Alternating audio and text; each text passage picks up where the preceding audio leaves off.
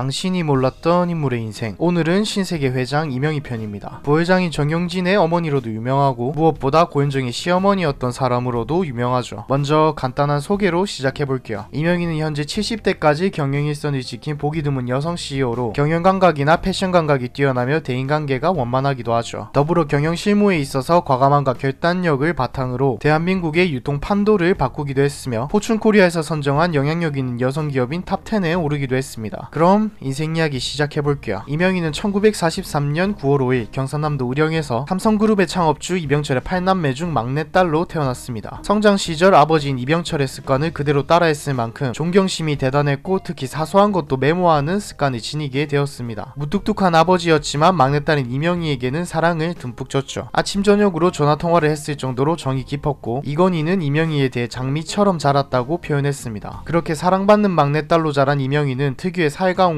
부침성으로 이병철과 어디든 동행하는 사이가 됩니다. 같이 골프를 치러 다니기도 했죠. 여기서 인맥을 키웠다는 말도 있습니다. 학력으로는 이화여자고등학교를 졸업한 후 이화여대 생활미술학을 전공했습니다. 미술을 전공해서 경영인이 되었어도 취미로 직접 그림을 그리기도 하죠. 그렇게 졸업한 후 중앙일보에서 수습기자로 일했던 이명희는 재벌가의 딸과는 사뭇 다르게 재기발랄하고 적극적이었습니다. 이 때문인지 이명희가 남자로 태어났다면 삼성그룹을 맡겼다고 할 정도로 이병철의 이명희 사랑은 다른 자녀들과는 달랐습니다. 물론 이명희 개인의 능력도 출중했고요. 생각해보면 이건희 회장도 중앙일보에서 이사직까지 오랜 기간 근무했던 걸 보면 당시 경영 참여를 하기 전에 언론에 몸담아야 한다는 게 이병철 회장의 생각이었던 것 같네요. 이후 1967년 이명희는 이병철이 눈여겨보고 있던 삼성그룹의 재무관리 전문가인 정재은과 결혼하며 학창시절에 꿈이기도 한 현모양처로 살아가게 됩니다. 그러던 중 이명희는 이병철에게 뜻밖의 제안을 받습니다. 바로 신세계그룹의 백화점과 조선호텔의 경영을 맡으라는 제안이었죠. 처음엔 거부 의사를 밝혔지만 타고난 패션 감각과 변화에 대처하는 능력을 본 이병철은 화까지 내며 설득합니다. 이 정도면 설득이 아닌 명령이네요. 여자도 가정에 안주하지 말고 남자 못지않게 사회에 나가서 활동하고 스스로 발전해야 하고 반드시 여성도 능력에 따라 경영에 참여하는 시대가 올 것이라고 이야기하며 설득을 했죠. 그렇게 현모양처의 꿈을 줬고 39세의 나이로 신세계에 걸어 들어갑니다. 여기서 다른 형제들이 크게 문제를 제기하지도 않았습니다. 백화점이나 호텔 사업이 지금이야 규모가 크다고 볼 수 있지만 70년대 후반 당시만 해도 규모가 큰 사업이 아니었기에 다른 형제들이 크게 욕심을 낼 만한 사업이 아니었던 거죠. 어쨌든 이명희는 세계 인류 백화점을 만들겠다는 생각을 가지고 자신만의 방식으로 신세계를 이끌어갑니다. 백화점 사업의 핵심인 패션 트렌드를 놓치지 않기 위해 1년에 2번 이상은 유럽과 뉴욕 등 해외로 나가 안목을 쌓았죠. 또한 우리나라 최초로 미국 뉴욕에 백화점을 설립해 해외 시장 개척에 앞장서기도 했습니다. 이명희는 실제로 해외를 갔다 오는 순간 헤어스타일부터 패션을 완전히 바꿔서 왔죠. 거기다가 사진 찍는 것을 좋아하고 앞서 말한 메모하는 습관까지 더해져 상품 개발팀이 참고할 수 있도록 노트를 써갔는데 직원들이 교과서라고 부를 정도였다고 합니다. 이러한 노력으로 80년대 초 프랑스의 거장 피에르 가르덴과 기술 제휴를 통해 국내에서도 해외 유명 브랜드를 살 수 있게 장을 마련했습니다. 여기서 당시 탑스타를 이용한 광고를 통해 그 위상을 높이기도 했죠. 더불어 백화점 인테리어와 제품 배치 하나하나까지 신경 썼고 이병철로부터 배운 경영을 토대로 오너가 없어도 항상 제대로 굴러갈 수 있는 체계화된 조직을 갖추는 것을 중요하게 여기며 이병철의 철학인 믿지 못할 사람은 아예 쓰지도 말아야 한다는 것을 토대로 믿을만한 사람들을 모아 시스템을 만드는 데 주력합니다. 이에 이명희는 자신의 철학을 잘 이해하는 전문 경영인에게 경영을 맡기는 방식을 고수해왔으며 본인이 아니다 싶을 때만 나선다고 합니다. 이러한 경영 스타일로 신세계를 고속성장시킵니다. 그러나 고속성장 중인 신세계 백화점은 롯데그룹의 백화점 사업으로 인해 위기를 맞습니다. 신격호의 장녀인 신영자가 백화점 사업을 맡았는데 여기서 재밌는 게 이명희와 신영자는 같은 이화여대 동창이자 유통사업 부문에서 라이벌로 된 것이라 당시 언론에서는 둘의 대결이 대서특필하며 이슈화가 되죠. 그렇게 두 사람의 자존심 싸움은 단순히 개인 간의 경쟁 심리를 넘어 신세계와 롯데그룹 간의 자존심 대결로 거듭납니다. 당시 롯데는 공격적인 마케팅을 선보였는데 다이애나 왕세자비를 초청하는가 하면 지역구로 퍼져나가 몸집을 부풀리며 백화점 혈투를 계속해서 펼쳐나갑니다. 결국 신세계는 백화점 1위 자리를 내주기도 하죠. 당시 국내 백화점에 대한 노하우는 신세계가 우위에 있었지만 갑자기 백화점이 체인점화를 시작하던 시절이었기에 돈 많고 인수합병을 잘하는 기업이 1위가 될 수 있었던 거죠. 이미 만들어진 백화점을 현금으로 인수하는 거니까요. 엎침대 덮친 격으로 그 누구보다 따랐던 이병철마저 세상을 떠났다는 비보가 전해집니다. 세상이 무너진 것 같은 느낌을 받았는지 잠깐 한국을 떠나 미국에서 심신을 달래던 중 월마트 같은 선진국형 마트 체제에 충격을 받습니다. 고급 백화점의 시대는 갔다는 것을 깨닫죠. 서둘러 한국으로 돌아와 대형마트 사업을 준비합니다. 이때 자발적으로 삼성그룹에서 분리해 신세계 기업을 별도로 경영하기 시작했습니다. 80년대에서 90년대부터는 우리나라 GNI가 $10,000 이상이 되면서 합리적인 소비가 등장했고 백화점이 제공하는 서비스 대신 가격을 싸게 하는 판매 채널이 필요했던 시기에 이명희의 선진국형 마트 체제 개혁은 딱 맞아 떨어집니다. 그래서 1993년 이마트가 만들어지죠. 경제적이고 쉬운 곳을 찾아다닌 사람들이 많다고 하여 이코노믹의 일을 따 이마트의 이름을 짓습니다. 서울시 도봉구 창동에 1호점을 시범적으로 오픈하며 주부들에게 환호를 받죠. 하지만 시작부터 순조롭지만은 않았습니다. 당시 제조업체 측에서 대형마트에 대한 인식이 없어 경쟁업체로 생각했고 때문에 물품 지급을 안 해줬기 때문에 오픈 당일에도 물건이 채워지지 않는 현상이 발생했고 결국 직원들이 근처에서 물건들을 사와 채워 넣었습니다. 인식도 개편되고 물건이 들어오면 이마트가 자리를 잡아가던 중 원조격인 월마트가 한국으로 진출하면서 위기를 맞습니다. 월마트는 소매점포로서 전 산업을 통틀어 세계 1위 기업을 수십 년간 한 전설적인 기업이었기 때문이죠. 어쨌든 월마트는 개혁과 동시에 파격적인 할인을 내세웁니다. 여기서 너도 내리면 나도 내린다. 가격 경쟁이 발생하고 수익률은 점점 떨어지기 시작합니다. 이명희는 차별화가 시급하다고 판단했죠. 이에 한국 사람에게 맞는 마트 체계를 갖춰나갑니다. 공산품과 냉동이 주류인 월마트와 반대로 과일과 채소 같은 신선한 물품 위주로 물량을 넓혀나갔고 높은 진열대의 높이를 한국인의 평균 키에 맞게 제작하며 완벽하게 한국형 마트 체제를 맞춰나갑니다. 이러한 노력은 월마트에 타격을 가했죠. 또한 월마트는 싸게 하면 어떤 지역이든 소비자들이 올 거라 생각했는데 미국에는 대형 할인점이 전부 시외각에 있는 걸 한국에도 적용해 한국에서도 일산, 중동, 구리의 월마트 지점을 마련했습니다. 초기에는 잘 먹히는 모습을 보였으나 한국에서의 현지화를 실패하며 2006년 철수를 결정합니다. 또한 뒤따라 들어온 대형마트들도 마찬가지였고 이것은 이마트의 독주를 알리는 신호탄과 같았죠. 그러나 월마트와의 경쟁 이후 1998년에 롯데마트가 생겨납니다. 치열한 세일 전략으로 롯데마트는 소비자를 끌어들이는 데 집중했고 백화점에 이어 두 번째로 이명희와 신영자의 경쟁이 펼쳐집니다. 당시 롯데는 생활용품, 제과 등의 계열사가 많은 점을 기반으로 부산과 같은 지역을 장악하고 있었죠. 이어서 롯데는 통큰 시리즈를 내며 이마트를 따라잡았습니다. 이에 이명희는 롯데에 제대로 도전장을 내밀죠. 바로 부산 센텀시티 부지에 엄청난 규모로 신세계 백화점을 설립합니다. 이건 그 누구도 예상하지 못한 일이었고 롯데 또한 마찬가지였죠. 롯데가 장악하고 있는 부산에 엄청난 돈을 베팅하면서까지 할 필요가 있냐라는 비판이 쏟아졌습니다. 그러나 이명희는 타고났던 건지 행운이 터집니다. 백화점 공사가 한창이던 해운대 센텀시티 부지에 온천수가 터진 거죠. 수질 검사까지 완벽하게 통과했습니다. 그렇게 신세계 백화점은 엄청난 규모로 기네스북에도 등재되었으며 현재 전국에서 알아주는 명소가 되었죠. 2005년 1월 이명희 회장이 신세계 사부에 기고한 글이 있는데 거기서 신세계를 물려받게 된 이유 3가지를 밝혔습니다. 첫째는 본인이 분석적이기 때문에 아버지가 백화점 사업을 줬던 것 같다고 말했고 나머지 2가지는 변화무쌍한 것과 새로운 것에 대한 호기심이 남달랐기 때문에 백화점 사업을 권했던 것 같다고 밝혔죠. 그렇게 꾸준한 성장을 한 신세계 기업은 현재 2020년 기준 재계순위 11위에 올랐습니다. 현재는 사실상 후계자인 정영진 부회장이 운영하고 있습니다. 마지막으로 여담만 이야기하고 끝마쳐 볼게요. 아들인 정영진이 고현정과 이혼한 후 한동안 방황하자 정신 차리라는 뜻에서 매일 아침 용산구 한남동 자택에서 당시 개점을 앞두고 있던 이마트 양재점까지 뛰어서 출근하도록 시킨 적이 있습니다. 한겨울 추위 속에서 몇 개월간 극기 체험을 통해 정영진 부회장이 다시 마음을 다잡고 업무에 충실해졌다는 일화는 재계에서 제법 유명한 이야기입니다. 카리스마 있는 배우인 고현정의 시어머니였다는 점 때문에 무서운 시어머니의 이미지가 크죠. 외모도 그렇고요. 고현정은 이혼한 뒤 인터뷰에서 노력해도 안 되는 것이 있다는 것을 깨달았다고 말했었습니다. 삼성과는 한때 왕제의 난이 일어났던 적이 있을 정도로 이병철과 아들들은 사이가 좋지 않아 생전에 아버지가 왜 이러시지 하는 불평을 하는 반면 이명희는 아버지를 아주 좋아했기에 아버지처럼 되고 싶다는 꿈이 있어서 지금도 제일 좋아했던 순간은 아버지께 평가받을 때라고 합니다. 중앙일보에서 일하며 아버지의 말을 잘 따랐던 이건희는 삼성을 물려받아 세계적인 그룹으로 키우고 이명희는 신세계 그룹을 받아 재기설 11위까지 성장시켰죠. 오늘의 교훈은 부모님 말씀을 잘 듣자. 오늘의 영상은 여기까지입니다. 조만간 제작되는 브랜드 스페셜 신세계 편도 기대해주세요.